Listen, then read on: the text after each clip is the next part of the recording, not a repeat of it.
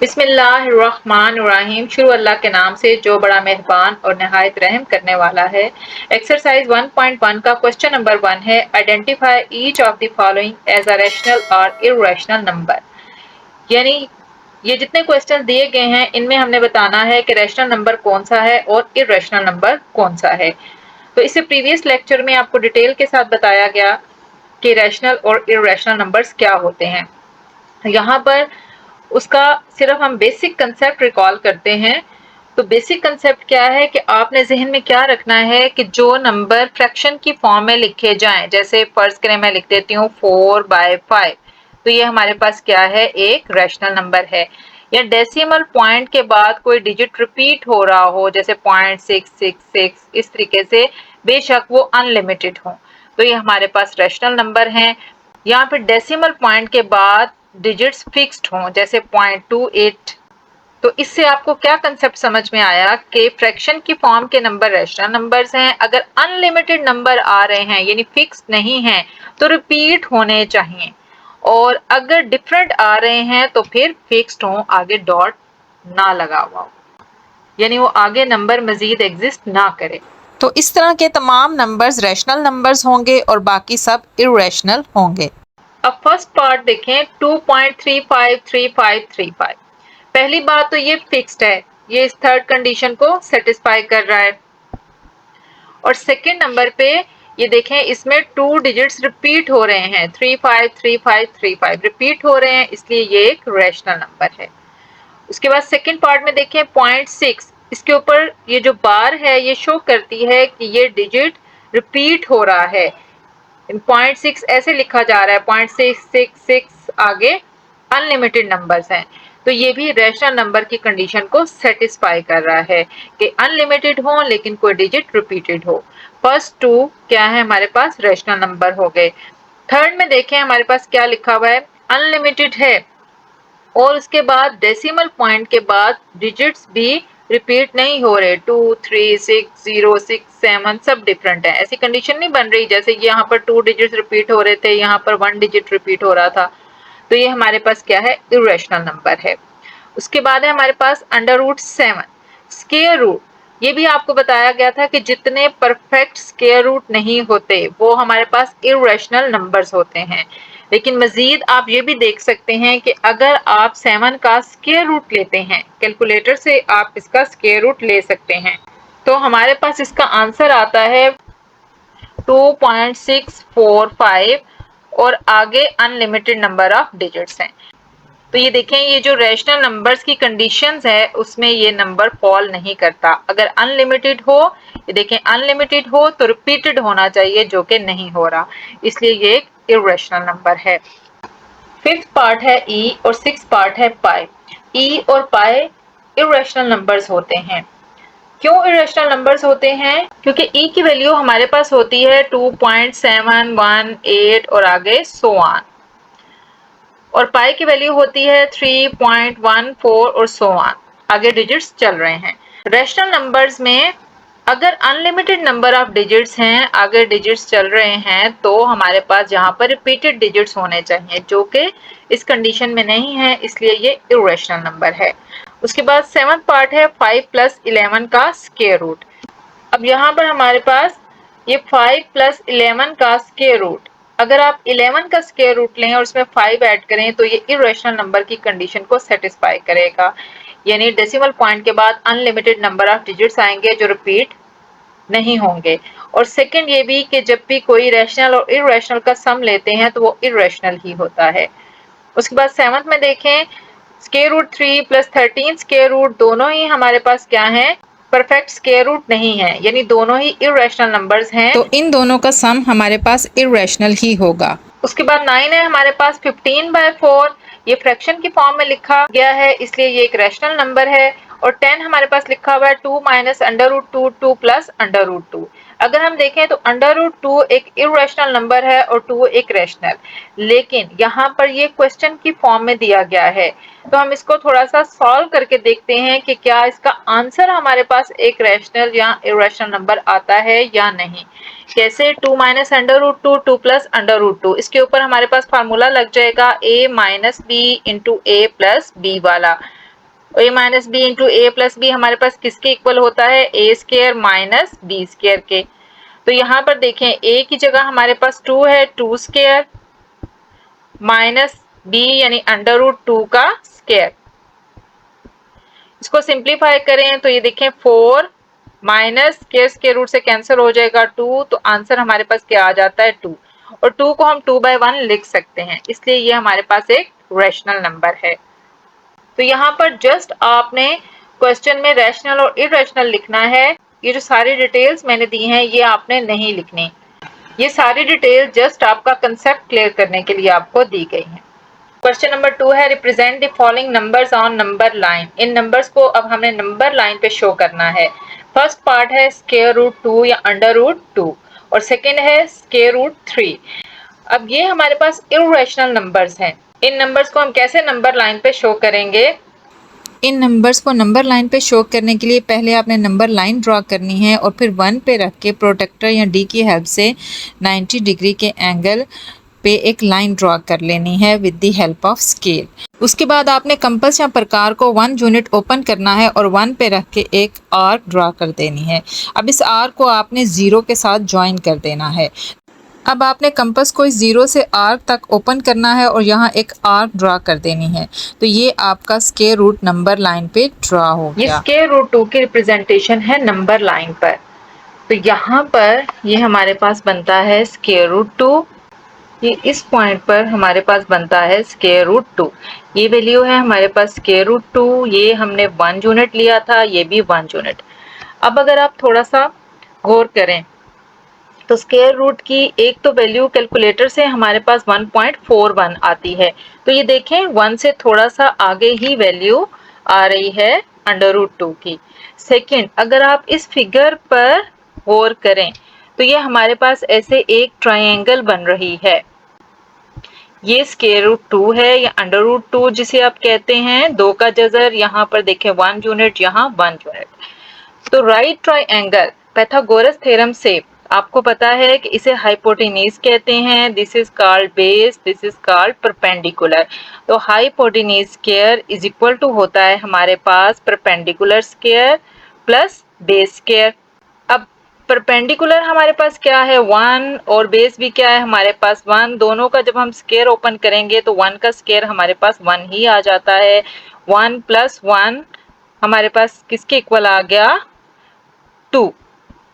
इस साइड पे hypotenuse square है, जब हम दोनों तरफ स्क्वायर रूट लेंगे तो इसका हाइपोटेन्यूज हमारे पास क्या आ जाता है स्क्वायर रूट 2, ये वैल्यू आ जाती है। तो ये देखें ये इसी थ्योरम को फॉलो करता है कि यहाँ पर हमने 1 यूनिट लिया था, यहाँ पर भी हमने क्या किया था 1 यूनिट लिया था, और ये वैल्यू हमारे पास दिस वन आ गई थी स्क्वायर रूट 2 अंडर रूट 2, और हमने कंपास को इतना ही ओपन करके जब ये आर्क ड्रॉ की तो हमारे पास अंडर रूट 2 वैल्यू आ गई। यानी ये हमारे पास 1 यूनिट था, फिर हमने इतना ही 1 यूनिट ऊपर 90 डिग्री के एंगल पे एक आर्क ड्रॉ की। उसके बाद हमने 0 से इस डिस्टेंस तक कंपास को ओपन करके जब ये वाली आर्क ड्रॉ की तो ये हमारे पास नंबर लाइन पे अंडर रूट 2 को शो करता है। ये सारी डिटेल आपने नहीं करनी है, वो सब आपको क्लियर करने के लिए था कि स्क्वायर रूट 2 कैसे नंबर लाइन पे शो किया जाता है। आपने जस्ट यहाँ पर इसको इस फॉर्म में ड्रॉ कर देना है।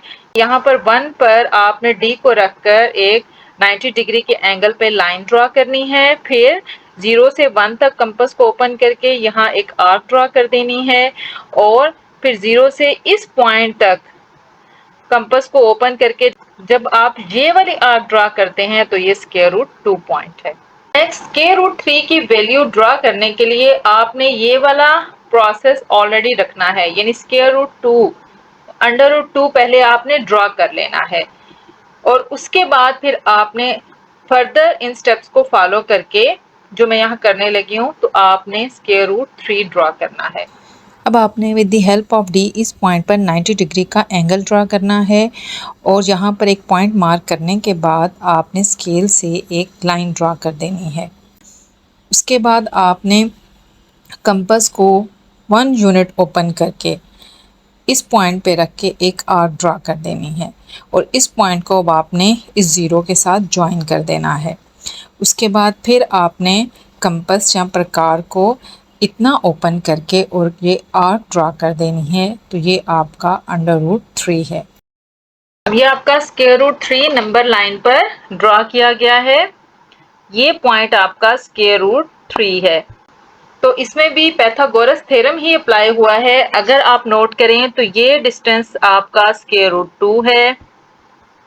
यहाँ पर आपने 1 यूनिट की लाइन ड्रा की थी और ये वाली वैल्यू आपकी क्या है, √3 है। इस पर भी सेम उसी वे से जब आप पाइथागोरस थ्योरम अप्लाई करते हैं तो ये वाली वैल्यू आपके पास √3 आ जाती है। क्वेश्चन नंबर 2 का थर्ड पार्ट है 4 × 1/3 को हमने नंबर लाइन पे शो करना है। तो सबसे पहले तो हम यहाँ एक स्ट्रेट लाइन ड्रा कर लेंगे। ये आपने स्केल की हेल्प से लाइन ड्रा कर लेनी है। फुट की मदद से एक लाइन लगा लें आप। उसके बाद अब हमने क्या करना है, इस पर नंबर शो करने हैं। तो नंबर शो करने के लिए चाहे तो आप स्केल की मदद से इक्वल डिस्टेंस पर आप इसके ऊपर ऐसे पॉइंट्स लगा लें। जैसे यहाँ पर मैं लगा रही हूँ एक 0, उसके बाद 1, 2। स्केल के ऊपर आपका सेंटीमीटर में डिस्टेंस दिया हुआ होता है, आप इक्वल डिस्टेंस पे यहाँ पर निशान लगा लें, छोटी छोटी सी लाइंस लगा लें। मैं ऐसे ही अंदाजे से लगा रही हूँ जस्ट आपको एक्सप्लेन करने के लिए। अब सेंटर में हमेशा यहाँ पर 0 होता है। इस साइड पे हमारे पास होते हैं 1, 2, 3, 4, 5, 6 सो ऑन, ऐसे नंबर चलते चले जा रहे हैं। और इस साइड पे हमारे पास होता है -1, -2, -3 और इस सीक्वेंस से नंबर आगे चल रहे हैं। अब यहाँ पर हमने शो करना है 4 × 1/3। फर्स्ट नंबर हमारे पास क्या लिखा हुआ है, 4। तो पॉजिटिव 4 है। राइट साइड पे अगर हम मूव करेंगे तो ये देखें यहाँ पर ये 4 लिखा हुआ है। 4 से आगे क्या लिखा हुआ है, 1/3। अब इस 1/3 का क्या मतलब है कि 1 को आपने 3 इक्वल पार्ट्स में डिवाइड किया, 1/3 ऑफ एनीथिंग। जैसे यहाँ पर मैं एक लाइन ड्रा करती हूँ, इसको कहती हूँ 2 इक्वल पार्ट्स में डिवाइड करें, 2 बराबर हिस्सों में। तो आप इसको सेंटर से कट कर देंगे तो ये 2 बराबर हिस्सों में तकसीम हो जाएगा, डिवाइड हो जाएगा, हाफ इधर हाफ इधर। तो आपने क्या किया, इसमें 2 इक्वल पार्ट्स में डिवाइड करने के लिए जस्ट 1 लाइन ड्रा की। अब अगर कहा जाए कि ये एक लाइन है और इसको आप 3 इक्वल पार्ट्स में डिवाइड करें तो आप इसमें 2 लाइंस ड्रा करेंगे तो ये 3 इक्वल पार्ट्स में डिवाइड हो जाएगा। तो इट मीन यहाँ डिनोमिनेटर में जो भी वैल्यू लिखी होगी, इस नंबर से आगे, ये जो साइड पे नंबर लिखा हुआ है जैसे 4, इससे आगे आपने उसको उतने ही इक्वल पार्ट्स में डिवाइड करना है, तो उससे एक कम लाइन आप लगाएंगे। यहाँ पर देखें 4 के बाद हमने इस 4 से 5 वाले पोर्शन को 3 इक्वल पार्ट्स में डिवाइड करना है, तो यहाँ पर हम 2 लाइंस लगा देंगे। तो ये अब 3 इक्वल पार्ट्स में डिवाइड हो गया। और ऊपर वाली वैल्यू हमें ये बताएगी कि हमने जाना कहाँ तक है। हमने जाना है 1 तक। ये जो लाइंस हमने लगाए हैं इसमें हमने इस 1 तक जाना है। मैं इसको थोड़ा रेड से शो कर रही हूँ ताकि आपको क्लियर हो। इस पॉइंट 1 तक जाना है, ये है हमारा पॉइंट। तो 4 × 1/3 इज दिस नंबर। ये सिर्फ प्रोमिनेंट करने के लिए मैं इसको रेड से कर रही हूँ। आप जाहिर है पेंसिल से ये फिगर्स बनाएंगे तो पेंसिल से ही सारा कुछ लिखेंगे। ये हमारे पास पॉइंट बन जाएगा 4 × 1/3। फोर्थ पार्ट है -2 × 1/7। यहाँ पर भी अब हमने इसको नंबर लाइन पे शो करना है -2 × 1/7, यानी 0 से हमने नेगेटिव साइड की तरफ जाना है। यहाँ पर देखें कैसे होगा। यहाँ हम लिखेंगे 0, फिर यहाँ 1, 2, 3, ऐसे आगे नंबर लाइंस पे वैल्यूज जा रही हैं। और इस साइड पे हमारे पास क्या आ जाएगा, -1, -2, -3। अब देखिए ये है -2, यहाँ तक हमने आना है। उसके बाद नेक्स्ट हमारे पास क्या लिखा हुआ है, 1/7, यानी -2 से -3 के दरमियान इस जगह पर हमने इस हिस्से को 7 पार्ट में डिवाइड करना है, 7 इक्वल पार्ट्स। तो इसके लिए हम क्या करेंगे, 6 लाइंस ड्रॉ करेंगे। और ये लाइंस आपने ऐसे ही अंदाजे से ही ड्रॉ कर लेनी है। देखिए 1, 2, 3, 4, 5 और यहाँ 6। अब ऊपर वाली वैल्यू क्या कहती है कि हमने यहाँ 1 तक आना है। ये है हमारे पास 1, ये है हमारे पास 1, तो ये हमारे पास इसका पॉइंट बन जाएगा, दिस वन। -2 इंटू 1/7, 7 पार्ट्स में से हमने 1 तक जाना है। यहाँ पर नंबर लाइन पे ये जो लाइंस ड्रॉ की गई हैं नंबर्स को शो करने के लिए, आप चाहें तो ये ऐसे ही अंदाजे से खुद से लगा लें, या with the help of scale equal distance पे लगा लें, इससे कोई फ़र्क नहीं पड़ता। आपका क्वेश्चन दोनों तरह से ही ठीक है। तो ये पॉइंट आ गया हमारे पास -2 इंटू 1/7। फिफ्थ पार्ट है 5/8। 5/8 का क्या मतलब है? 1 से लेस वैल्यू है। यहाँ पर इसके लेफ्ट साइड पे कुछ भी नहीं लिखा हुआ। अगर आप इसको डिवाइड करें तो ये 1 से कम वैल्यू बनेगी। तो यहाँ पर भी अब आपने क्या करना है, नंबर लाइन ड्रॉ करनी है और उसकी इसी तरह से पार्टीशन कर लेनी है। ये एक्चुअली में हमने 1 तक जाना है, 0 से 1 तक। यहाँ पर अब हम 0 लिखते हैं, फिर यहाँ पर 1, देन अगेन 2। अब हमारी रिक्वायरमेंट जितनी है हम उतना ही लिख लेते हैं। आप बेशक इस साइड पे -1 -2 लिख लें।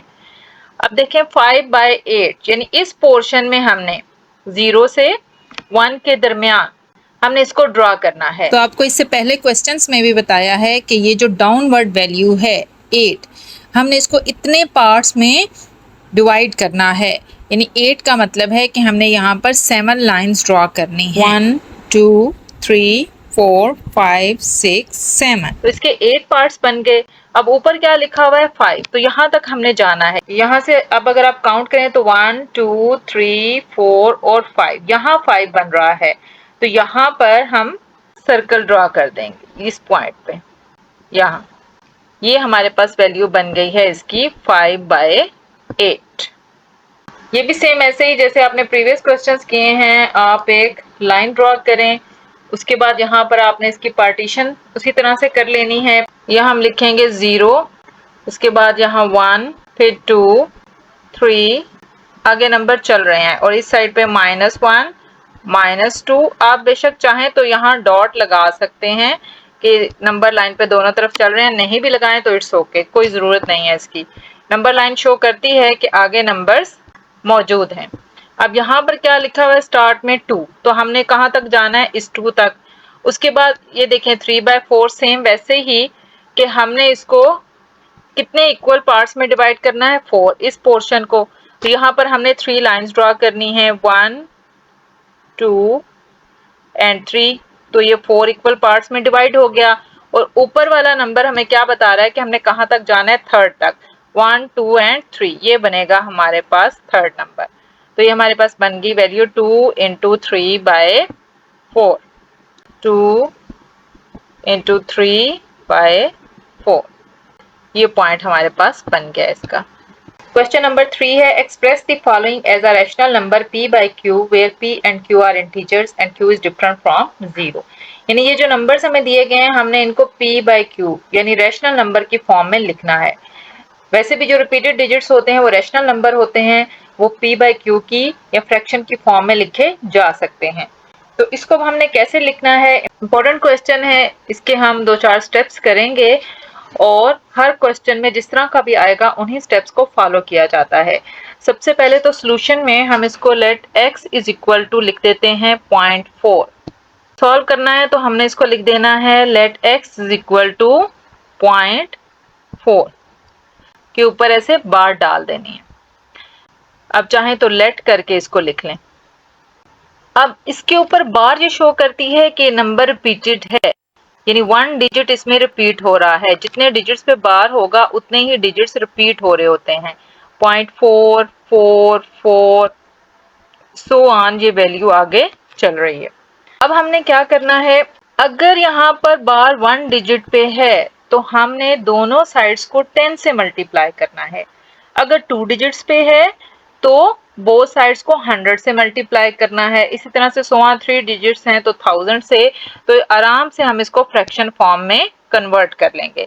यहाँ पर देखें 10 इंटू एक्स कर देते हैं हम, इस साइड पे भी 10 से मल्टीप्लाई कर दिया और इस साइड पे भी हमने क्या किया है, 10 से इसको मल्टीप्लाई कर दिया है, 0.444 सो ऑन। जब हम इसको 10 से मल्टीप्लाई करते हैं, ये वाला डेसिमल यहाँ शिफ्ट कर जाता है राइट साइड पे, तो ये आ जाएगा हमारे पास 4.44 सो ऑन। चाहे तो आप इसको कैलकुलेटर से मल्टीप्लाई कर लें, या चाहे तो बस ये कंसेप्ट जहन में रख लें कि जब भी हम इसको 10 से मल्टीप्लाई करेंगे, ये 1 डिजिट हमेशा राइट साइड पे मूव करता है पॉजिटिव 10 से, और 100 से मल्टीप्लाई करेंगे तो डेसिमल पॉइंट को आपने 2 डिजिट्स इधर मूव करवा लेना है।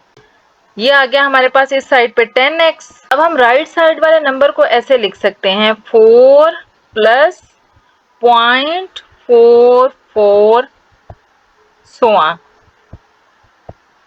चाहे तो आप यहाँ पर 0 भी लगा सकते हैं, 0.44।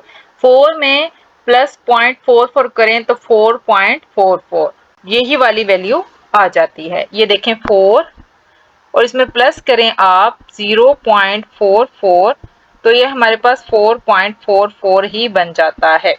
लेफ्ट साइड पे हमारे पास 10x लिखा हुआ है। अब ये 0.44 देखें, यहां से हमारे पास किसके इक्वल है, x के, तो यहां पर हम क्या लिख देंगे 4 प्लस एक्स, कि ये वैल्यू हमारे पास किसके इक्वल आ गई है, x के इक्वल आ गई है। अब इस x को हम लेफ्ट साइड पे शिफ्ट करेंगे, तो प्लस x है तो लेफ्ट साइड पे जाके ये माइनस x हो जाएगा। इक्वालिटी साइन के जब एक तरफ से कोई वैल्यू दूसरी तरफ लेके जाते हैं तो उसका साइन चेंज हो जाता है। अब यहाँ से क्वेश्चन डाउनवर्ड करने के बजाय मैं यहाँ कर रही हूँ, आपने स्टेप इसके नीचे ही करने हैं। तो ये क्या आ जाएगा हमारे पास 10x minus x is equal to 4। 10x में से 1x को माइनस कर दें तो हमारे पास क्या आ जाता है 9x। खाली x का क्या मतलब होता है 1x, तो ये हमारे पास क्या आ गया 4। अब ये 9 इसके साथ मल्टीप्लाई हो रहा है तो दूसरी तरफ जाके हमारे पास क्या हो जाएगा, डिवाइड हो जाएगा 4/9। तो इसको हमने p/q की फॉर्म में ही लिखना था, तो ये हमारे पास इसका आंसर हो गया। अब अगर आप कैलकुलेटर से 4 लिख के और उसको 9 पे डिवाइड करें तो ये हमारे पास 0.444 ही इसका आंसर बनेगा। बहुत इजी क्वेश्चन है, बस ये कंसेप्ट आपने जहन में रखना है कि यहाँ पर ऊपर जितने डिजिट्स पे बार होगी आपने 1 के साथ उतने ही 0 लगा के उसको मल्टीप्लाई करना है। जैसे यहाँ पर सिर्फ 1 डिजिट 4 के ऊपर बार है तो हमने इसको दोनों तरफ 10 से मल्टीप्लाई कर दिया है, और उसके बाद उसको यहाँ से डेसिमल पॉइंट को उतने ही डिजिट इधर ले आना है। अगर 10 से मल्टीप्लाई करेंगे तो 1 डिजिट राइट साइड पे ले आए, अगर 100 से मल्टीप्लाई करेंगे तो 2 डिजिट राइट साइड पे ले आए, एंड सो ऑन। और उसके बाद डेसिमल पॉइंट से पहले वाला नंबर हम ऐसे ही लिख देंगे, और ये जो डेसिमल पॉइंट वाला नंबर है ये वही वैल्यू आ जाएगी जो क्वेश्चन है, यानी हमने उसको x के इक्वल रखा, तो आराम से हमारे पास फ्रैक्शन फॉर्म बन जाएगी। क्वेश्चन नंबर 3 का सेकंड पार्ट है, इसे भी सेम हमने उसी वे से करना है। Let x is equal to 0.37। अब 37 या 37 के ऊपर बार है, इट मीन्स यहाँ पर 2 डिजिट्स रिपीट हो रहे हैं, 0.37 37 37 एंड सो ऑन। अब आपसे क्या कहा था, अगर 1 डिजिट के ऊपर बार हो तो आपने दोनों साइड्स को 10 से मल्टीप्लाई करना है, क्योंकि उसमें 1 डिजिट रिपीट हो रहा है, और अगर 2 डिजिट्स पे बार हो तो आपने उसको 100 से मल्टीप्लाई कर देना है। अब यहाँ पर 2 डिजिट्स पे बार है 3737 पे, तो हम इसको दोनों साइड पे 100 से मल्टीप्लाई कर देंगे। 100 से मल्टीप्लाई करने से ये डेसिमल पॉइंट राइट साइड पे 2 डिजिट्स शिफ्ट कर जाएगा, और चाहे तो आप इसे कैलकुलेटर से मल्टीप्लाई करके देख लें, तब भी ये यही आंसर देगा। हमारे पास क्या आ जाएगा 37.3737 एंड सो ऑन। या मजीद आप इसको ऐसे कर लें, यहाँ पर 3 टाइम्स आप 37 लिख लें ताकि आपको थोड़ा सा इशू ना आए। यहाँ पर भी 37 लिख लेते हैं, यहाँ पर भी हम मजीद 37 लिख लेते हैं, और ऐसे आगे नंबर्स कंटिन्यू हैं। अब ये देखें यहाँ पर डेसिमल तो इधर राइट साइड पे शिफ्ट कर गया, पीछे आ गया 0.37 0.37 एंड सो ऑन। अब इसको हम ऐसे लिख सकते हैं 37 प्लस 0.37 या 0.3737 and so on. Decimal point से पहले 0 लिखें, नहीं लिखें, इट्स ओके। इन दोनों वैल्यूज को ऐड करेंगे तो ये 37.3737 ही आ जाएगा। अब ये वाली वैल्यू दिस वन यहाँ पर देखें x के इक्वल है, तो इसको हम लिख देंगे is equal to 37 plus x. Method बहुत आसान है, सेम उसी तरह से जैसे आपने इससे पहले वाला क्वेश्चन किया है, सेम उसी वे से आपने इसको यहाँ सॉल्व कर लेना है। यहाँ से ये x लेफ्ट साइड पे चला जाएगा तो हमारे पास क्या आ जाएगा 100x माइनस x प्लस में है तो लेफ्ट साइड पे जाके माइनस x हो जाएगा इज इक्वल टू 37। अब 100 में से 1x चले गए तो हमारे पास क्या आ जाता है 99। 100 minus 1 99, 99x is equal to 37। अब ये 99 इधर मल्टीप्लाई हो रहा है तो दूसरी तरफ जाके क्या हो जाएगा डिवाइड हो जाएगा 37 बाय 99। तो ये देखिए हमारे पास इसकी फ्रैक्शन फॉर्म आ गई। तो ये हमारे पास क्या है यहाँ पर इसका आंसर बन जाएगा। क्वेश्चन नंबर 3 के थर्ड पार्ट को भी हमने फ्रैक्शन फॉर्म में रिप्रेजेंट करना है, सेम उसी वे को फॉलो करते हुए जैसे हमने इससे पहले इसके 2 पार्ट सॉल्व किए। तो लेट यहाँ पर भी हम इसको ऐसे ही लिख लेंगे x इज इक्वल टू 0.21 या 0.21 और ऊपर बार है। बार मीन्स कि ये रिपीटेड डिजिट है 0.21 21 21 सो ऑन। देखिए यहाँ से आपको रैशनल नंबर भी क्लियर होते चले जा रहे हैं कि अगर अनलिमिटेड डिजिट्स हों रिपीटेड हों तो वो रैशनल होता है। रैशनल है तो जाहिर है हम उसको फ्रैक्शन की फॉर्म में रिप्रेजेंट करेंगे, अगर रैशनल नहीं है तो फ्रैक्शन की फॉर्म में रिप्रेजेंट नहीं होगा। अब यहाँ पर हमने दोनों तरफ इसको 100 से मल्टीप्लाई कर देना है। क्यों कर देना है? क्योंकि इसमें 2 डिजिट्स रिपीट हो रहे हैं, 21 21 21 21 2 डिजिट्स हैं जो इसमें रिपीट हो रहे हैं। सेम उसी वे से जब हम 100 से मल्टीप्लाई करेंगे तो डेसिमल पॉइंट 2 डिजिट्स राइट में मूव कर जाएगा, तो ये हमारे पास आ जाएगा 21.2121 एंड सो ऑन। अब इसको उसी तरह से हम लिख देंगे 21 प्लस 0.21 या 0.2121 एंड सो ऑन। ये वाली वैल्यू हमारे पास इस वैल्यू से x के इक्वल आ जाती है। तो नेक्स्ट स्टेप हमारे पास क्या हो जाएगा 100x is equal to 21 plus x। Same उसी वे में हम x को लेफ्ट साइड पे शिफ्ट कर देंगे 100x minus x is equal to 21 और 100 में से 1 चला जाए तो 99x इज इक्वल टू 21। 99 दूसरी तरफ जाके हमारे पास क्या हो जाएगा डिवाइड हो जाएगा। ये देखें जो हमारे पास रिपीटेड या पीरियोडिक डेसिमल थे उन्हें हम फ्रैक्शन की फॉर्म में लिख सकते हैं। तो ये हमारे पास इसका क्या है आंसर बन जाएगा। क्वेश्चन नंबर 4 है name the property used in the following. इन सब पार्ट्स में हमने सिर्फ प्रॉपर्टी आइडेंटिफाई करनी है, यानी उस प्रॉपर्टी का नाम लिखना है जो इन क्वेश्चंस में यूज हो रही है। तो यहाँ पर जितनी आपको रियल नंबर्स की प्रॉपर्टीज करवाई गई हैं उनका कंसेप्ट अब यहाँ पर अप्लाई होगा। नंबर 1 है a plus 4 plus b is equal to a plus 4 plus b। तो यहाँ पर आप ये देखें फर्स्ट 2 रियल नंबर्स ब्रैकेट में हैं, फिर प्लस, फिर अलग से एक नंबर इज इक्वल टू, यहाँ पर फर्स्ट वन पहले और बाद वाले 2 को ब्रैकेट में कर दिया गया है। तो यहाँ पर आप कह सकते हैं कि 3 रियल नंबर्स या 3 डिजिट्स जिनका ऑर्डर चेंज किया गया है, यानी पहले इन 2 को ऐड कर दिया गया है और यहाँ पर इन बाद वाले 2 को ऐड कर दिया गया है। तो इस तरह की प्रॉपर्टी हमने पढ़ा था कि एसोसिएटिव प्रॉपर्टी होती है। एसोसिएटिव प्रॉपर्टी आपने कैसे पढ़ी थी, ये देखें a plus b plus c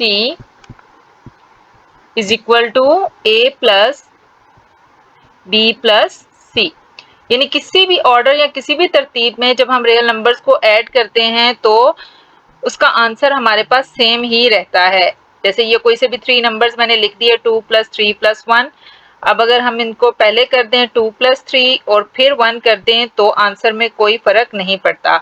ये भी 4 + 2 6 ही बनता है और ये भी 3 + 2 5 + 1 6 ही बनेगा। तो ये चीज शो करती है कि यहाँ पर हमने क्या किया है, तरतीब चेंज की है कि पहले ए में 4 को ऐड किया है और फिर बी उसमें ऐड कर दिया, और यहाँ पर पहले 4 और बी को ऐड किया और फिर ए ऐड किया। तो ये हमारे पास क्या है, एसोसिएटिव प्रॉपर्टी ओवर एडिशन है। यहाँ पर अब हमने जस्ट प्रॉपर्टी का नेम लिखना है। उसके बाद यहाँ पर देखें सेकेंड में √2 + √3 इज इक्वल टू √3 + √2, यानी पहले √2 में √3 को ऐड किया गया है और फिर √3 पहले लिख के उसमें √2 को ऐड किया गया है। तो यहाँ पर 2 नंबर्स का ऑर्डर या उसकी तरतीब हमने चेंज की है, तो आंसर पे कोई फर्क नहीं पड़ता। जब 2 नंबर्स का ऑर्डर चेंज करें या तरतीब चेंज करें तो वो कम्यूटेटिव प्रॉपर्टी है, और जब 3 को करेंगे तो वो एसोसिएटिव प्रॉपर्टी है, और बीच में प्लस का साइन आ रहा है तो एसोसिएटिव प्रॉपर्टी ओवर एडिशन और कम्यूटेटिव प्रॉपर्टी ओवर एडिशन।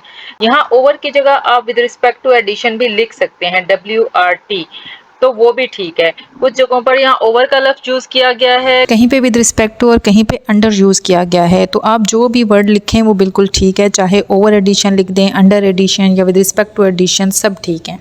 उसके बाद थर्ड पार्ट पर आ जाए, x - x is equal to 0। यहाँ पर x में -x को ऐड किया गया है, ये x है, इसमें हमने क्या किया है, प्लस किया है -x, तो हमारे पास क्या आ गया है, 0 आ गया है।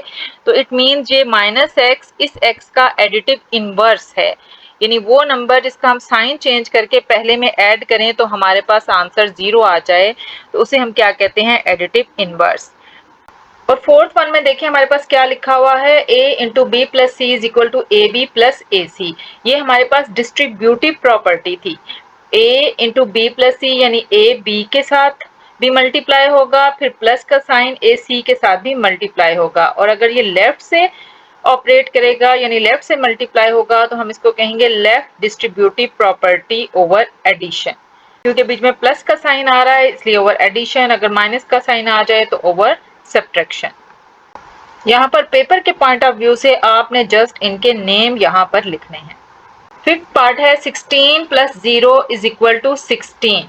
तो यहाँ पर 16 में 0 को ऐड करें तो 16 ही आ जाता है। 0 हमारे पास एडिटिव आइडेंटिटी है, एडिटिव आइडेंटिटी 0 होती है, इसे किसी भी नंबर में ऐड करें तो वही नंबर आ जाता है। इस आइडेंटिटी को आपने ऐसे पढ़ा था, a + 0 is equal to a, जैसे 2 + 0 इज इक्वल टू 2 ही आ जाएगा। तो यहाँ 16 लिखा हुआ है तो 16 + 0 इज इक्वल टू 16, तो ये हमारे पास क्या होगी, एडिटिव आइडेंटिटी होगी। 6 पार्ट है 100 × 1 इज इक्वल टू 100। तो 1 हमारे पास मल्टीप्लिकेटिव आइडेंटिटी है, यानी 1 को किसी भी नंबर से मल्टीप्लाई करें तो वही नंबर आ जाता है। इसको आपने ऐसे पढ़ा था, a × 1 is equal to a। तो यहाँ पर जस्ट हमने लिखना है मल्टीप्लिकेटिव आइडेंटिटी। 7th पार्ट है 4 × 5 × 8 इज इक्वल टू 4 × 5 × 8। ये भी फर्स्ट पार्ट की तरह हमारे पास एसोसिएटिव प्रॉपर्टी है, पहले इन दो नंबर्स को मल्टीप्लाई करना है जो ब्रैकेट में है और फिर उसे फर्स्ट वन से, और यहाँ पर पहले हम 4 और 5 को मल्टीप्लाई करेंगे और फिर 8 को इससे मल्टीप्लाई करेंगे, तो इससे दोनों के आंसर सेम रहेंगे।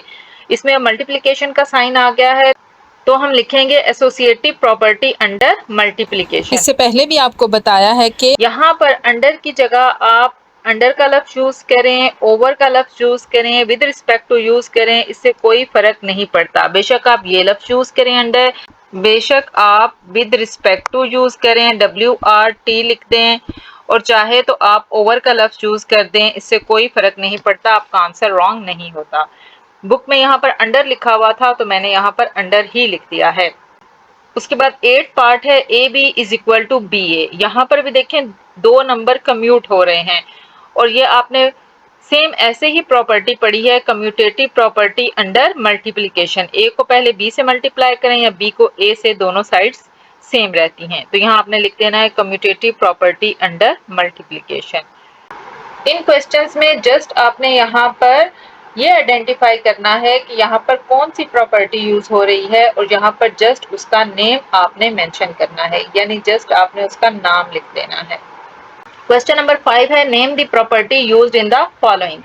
यहाँ पर भी हमने उस प्रॉपर्टी का नेम लिखना है जो इन क्वेश्चंस में यूज हो रही है। फर्स्ट पार्ट है -3 is less then -1 implies that 0 is less then 2, यानी -3 -1 से छोटा है, लेस देन है। उसको सॉल्व करने के बाद हमारे पास कंडीशन बनती है 0 इज लेस देन 2। तो इसमें क्या प्रॉपर्टी यूज हुई कि 0 इज लेस देन 2 हो गया। तो यहाँ पर अब हम सिंपल सा इसका देखें सोल्यूशन कर लेते हैं कि -3 में देखें हम क्या ऐड करेंगे तो हमारे पास 0 बन जाएगा। अब क्वेश्चन है -3 इज लेस देन -1। -3 में देखें अगर हम +3 करेंगे तो हमारे पास क्या आ जाता है, 0 आ जाता है। जब लेफ्ट साइड पे +3 करेंगे तो राइट साइड पे भी हम +3 करेंगे। तो देखिए हमारे पास -3 + 3 0 इज लेस देन 3 - 1, हमारे पास क्या आ जाता है 2। तो ये वाली कंडीशन हमारे पास बन जाती है। तो इसमें हमने क्या किया है, दोनों तरफ +3 ऐड किया है, इसलिए यहाँ पर हमने कौन सी प्रॉपर्टी यूज की है, यहाँ पर हमने प्रॉपर्टी यूज की है एडिटिव प्रॉपर्टी। आपने जस्ट यहाँ पर नेम लिखना है एडिटिव प्रॉपर्टी का, ये सॉल्यूशन आपने नहीं करना, और अगर ज्यादा ही है तो साथ रफ में कर लें, या अगर आप कर भी दें तो इससे कोई फर्क नहीं पड़ता। अगर आप ये वाला एक स्टेप यहाँ कर भी देते हैं तो इससे कोई फर्क नहीं पड़ता। नेक्स्ट है हमारे पास if a is less than b then 1/a is greater than 1/b, यानी a b से छोटा है तो 1/a is greater than 1/b। यहाँ पर हमने क्या किया है, इसका रेसिप्रोकल ले लिया है, यानी इस रकम को हमने उल्टा दिया है। देखें a लिखा हुआ है हमारे पास इज लेस देन b, इसका क्या मतलब है कि ये लिखा हुआ है a/1 और इधर भी b/1। इसका जब हम रेसिप्रोकल लेंगे, उल्टा देंगे इसे 1/a और इधर 1/b करेंगे तो ये लेस देन का साइन हमारे पास ग्रेटर में चेंज हो जाता है, अगर ग्रेटर हो तो लेस में चेंज हो जाता है। तो ये हमारे पास कौन सी प्रॉपर्टी हो गई, रेसिप्रोकल प्रॉपर्टी। थर्ड है if a is less than b, अगर a b से छोटा है then a + c is less than b + c। तो दोनों तरफ हमने ये c नंबर ऐड किया है।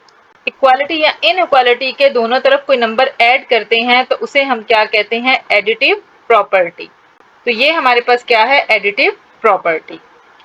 फोर्थ पार्ट है if AC is less than BC and C is greater than 0 then A is less than B, यानी AC BC से छोटा है और C इज ग्रेटर देन 0 का क्या मतलब है कि C एक पॉजिटिव नंबर है, यानी 0 से बड़ा नंबर है, तो हमारे पास A B से छोटा ही रहेगा। तो यहाँ पर ये देखें, ये जो कंडीशन दी हुई है इसमें AC BC से छोटा है, तो C को पॉजिटिव नंबर के लिए हमने यहाँ पर दोनों तरफ C कैंसिल किया तो A is less than B हमारे पास आ रहा है। इस जगह पे ये देखें हमने क्या किया है, ये C कैंसिल किया है तो हमारे पास ये A is less than B बच जाता है। तो ये हमारे पास कैंसिलेशन प्रॉपर्टी है विद रिस्पेक्ट टू मल्टीप्लीकेशन, लेकिन बुक में यहाँ पर मल्टीप्लिकेटिव प्रॉपर्टी लिखा हुआ है और बहुत से टीचर्स ने भी इसको मल्टीप्लिकेटिव प्रॉपर्टी के पॉइंट ऑफ व्यू से ही शायद सॉल्व करवाया है। अगर आपके टीचर्स ने यहाँ मल्टीप्लिकेटिव प्रॉपर्टी लिखा है तो आप यहाँ स्लैश डाल के बेशक मल्टीप्लिकेटिव प्रॉपर्टी लिख दें, लेकिन ये मल्टीप्लिकेटिव प्रॉपर्टी उस वक्त होती जब यहाँ लिखा होता कि a is less than b, उसके बाद ये लिखा होता c इज ग्रेटर देन 0, और देन ये इस जगह पर हमारे पास लिखा होता AC is less than BC, तो हमारे पास ये मल्टीप्लिकेटिव प्रॉपर्टी होती। लेकिन अगर आपके टीचर्स ने यहाँ पर मल्टीप्लिकेटिव प्रॉपर्टी करवाया है तो आप यहाँ स्लैश डाल के मल्टीप्लिकेटिव प्रॉपर्टी भी बेशक लिख दें।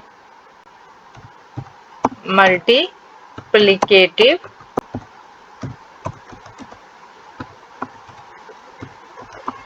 प्रॉपर्टी। फिफ्थ पार्ट भी सेम ऐसे ही है कि if AC is less than BC and C is less than 0 then A is greater than B, यानी AC BC से छोटा है और C कोई नेगेटिव नंबर है, तो उस सूरत में हमारे पास जब ये कैंसिल होगा तो A B से बड़ा हो जाएगा। तो ये भी कैंसिलेशन प्रॉपर्टी है, या आप इसको चाहें तो सेम उसी वे से इसको भी आप यहाँ पर मल्टीप्लिकेटिव प्रॉपर्टी लिख सकते हैं। और सिक्स पार्ट है either A is greater than B और A is equal to B और A is less than B, यानी A B से बड़ा होगा या A B के बराबर होगा या A B से छोटा होगा। इन तीनों में से सिर्फ एक condition at a time hold करेगी, तो ये हमारे पास ट्राइकोटमी प्रॉपर्टी है, यानी तीनों में से एक कंडीशन हो सकती है, या कोई नंबर दूसरे से बड़ा हो सकता है या उसके बराबर हो सकता है या उससे छोटा हो सकता है। क्वेश्चन नंबर 6 है find to rational numbers between. यहाँ पर आपको 2 नंबर्स दिए गए हैं और इसमें हमने रैशनल नंबर फाइंड आउट करना है। अब कोई से भी दो नंबर के दरमियान unlimited number of rational numbers होते हैं। फॉर एग्जाम्पल अगर मैं यहाँ पर लिखती हूँ 2 and 3, तो इन दो के दरमियान unlimited number of rational numbers हैं, जैसे 2.01 ले लें, 2.001, 2.0001। ये तो जस्ट मैं 1 लिख रही हूँ ना। अब यहाँ पर जितने मर्जी नंबर लिखते चले जाएं वो अनलिमिटेड नंबर होंगे। तो यहाँ पर हमने कोई से दो रैशनल नंबर्स फाइंड आउट करने हैं, तो बहुत इजी वे है, आप जिस तरीके से मर्जी इसको फाइंड आउट कर लें। सिंपल इसका वे ये होता है कि आप इन 2 को ऐड करें और 2 पे डिवाइड कर दें, एक रैशनल नंबर आ जाएगा। फिर जो इन दो का आंसर आएगा उसको आप इन दोनों में से किसी में भी ऐड करके एक और रैशनल नंबर ले आएं। फिर जो आंसर आएगा उसको फिर किसी और में ऐड करके एक और रैशनल नंबर ले आएं। जैसे हमारे पास क्या है, 2 + 3 हम करेंगे, हमारे पास क्या आ गया 5। इसको हमने 2 पे डिवाइड कर देना है, तो ये हमारे पास एक रैशनल नंबर आ गया। अब चाहे तो आप इसको और इसको फिर ऐड कर लें और 2 पे डिवाइड कर दें, और चाहे तो इसको और इसको ऐड कर लें और फिर 2 पे डिवाइड कर दें, तो ये आपके पास रैशनल नंबर्स आ जाएंगे। यहाँ हम इनको ऐड करके 2 पे क्यों डिवाइड करते हैं, जैसे ये देखें 2 + 3 5, 5 2 और 3 के सेंटर में नहीं आता, लेकिन जब हम इसको 2 पे डिवाइड करेंगे तो 2.5 आंसर आता है जो इन दोनों नंबर्स के सेंटर में है। इसलिए हम यहाँ पर 2 पे डिवाइड करते हैं, क्योंकि 2 पे डिवाइड करने से जो भी नंबर्स आएंगे वो इन नंबर्स के सेंटर में यानी दरमियान में ही रहेंगे। अब देखें यहाँ पर हमारे पास लिखा हुआ है 1/3 and 1/4। हम इन दोनों को ऐड कर लेते हैं, 1/3 + 1/4। अब ये एलसीएम आप कैलकुलेटर की हेल्प से भी बहुत इजीली ले सकते हैं।